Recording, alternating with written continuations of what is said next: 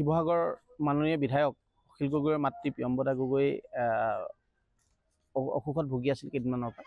তাৰপৰা আজি কালি গধূলি 2 বজাৰ পৰা অলপ বেছিকৈ অসুখ হোৱাৰ পৰিপ্ৰেক্ষিতত অলপ চুগাৰটো বিশেষ ক্ষেত্ৰত তেখেতলৈ অলপ কমি যোৱাৰ কাৰণে আচলতে এই অসামৰিক চিকিৎসালয়ত চিকিৎসাধীন হৈছে আৰু বৰ্তমান অকণমান ষ্টেবল যদিও তেখেত ICUত বৰ্তমান এডমিট কৰি থোৱা হৈছে আৰু ইয়াৰ ডক্টৰে উচ্চ চিকিৎসাৰ কাৰণে এতিয়া যোৰহাটলৈ তেখেতক যোৰহাট চিকিৎসালয়লৈ তেখেতক প্ৰেৰণ কৰিব।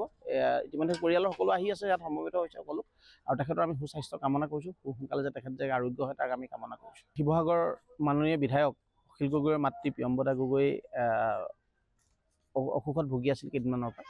তাৰপৰা আজি কালি গধূলি 2 বজাৰ পৰা অলপ বেছিকৈ অসুখ হোৱাৰ পৰিপ্ৰেক্ষিতত অলপ চুগাৰটো বিশেষ ক্ষেত্ৰত তেখেতলৈ অলপ কমি যোৱাৰ কাৰণে আচলতে এই অসামৰিক চিকিৎসালয়ত চিকিৎসাধীন হৈছে আৰু বৰ্তমান অকণমান ষ্টেবল যদিও তেখেত ICUত বৰ্তমান এডমিট কৰি থোৱা হৈছে আৰু ইয়াৰ ডক্টৰে উচ্চ চিকিৎসাৰ কাৰণে এতিয়া যোৰহাটলৈ তেখেতক যোৰহাট চিকিৎসালয়লৈ তেখেতক প্ৰেৰণ কৰিব।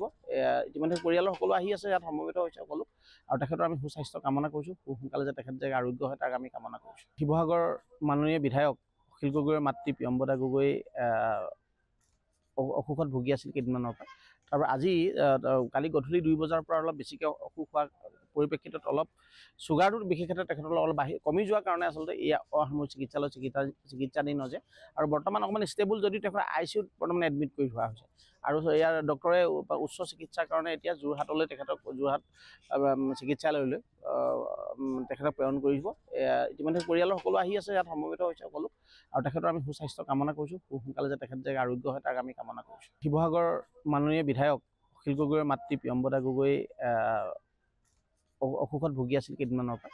তাৰপৰা আজি কালি গধূলি 2 বজাৰ পৰা অলপ বেছিকৈ অসুখ হোৱাৰ পৰিপ্ৰেক্ষিতত অলপ চুগাৰটো বিশেষ ক্ষেত্ৰত তেখেতলৈ অলপ কমি যোৱাৰ কাৰণে আচলতে এই অসামৰিক চিকিৎসালয়ত চিকিৎসাধীন হৈছে আৰু বৰ্তমান অকণমান ষ্টেবল যদিও তেখেত ICUত বৰ্তমান এডমিট কৰি থোৱা হৈছে আৰু ইয়াৰ ডক্টৰে উচ্চ চিকিৎসাৰ কাৰণে এতিয়া যোৰহাটলৈ তেখেতক যোৰহাট চিকিৎসালয়লৈ তেখেতক প্ৰেৰণ কৰিব। ইতিমধ্যে পৰিয়ালৰ সকলো আহি আছে, ইয়াত সমবেত হৈছে সকলো আৰু তেখেতৰ আমি সুস্বাস্থ্য কামনা কৰিছোঁ। খুব সোনকালে যে তেখেত যে আৰোগ্য হয় তাক আমি কামনা কৰিছোঁ। শিৱসাগৰ মাননীয় বিধায়ক অখিল গগৈৰ মাতৃ প্ৰিয়ম্বদা গগৈ অসুখত ভুগি আছিল কেইদিনমানৰ পৰা। তাৰপৰা আজি কালি গধূলি 2 বজাৰ পৰা অলপ বেছিকৈ অসুখ হোৱাৰ পৰিপ্ৰেক্ষিতত অলপ চুগাৰটো বিশেষ ক্ষেত্ৰত তেখেতলৈ অলপ কমি যোৱাৰ কাৰণে আচলতে এই অসামৰিক চিকিৎসালয়ত চিকিৎসাধীন হৈছে আৰু বৰ্তমান অকণমান ষ্টেবল যদিও তেখেত ICUত বৰ্তমান এডমিট কৰি থোৱা হৈছে আৰু ইয়াৰ ডক্টৰে উচ্চ চিকিৎসাৰ কাৰণে এতিয়া যোৰহাটলৈ তেখেতক যোৰহাট চিকিৎসালয়লৈ তেখেতক প্ৰেৰণ কৰিব।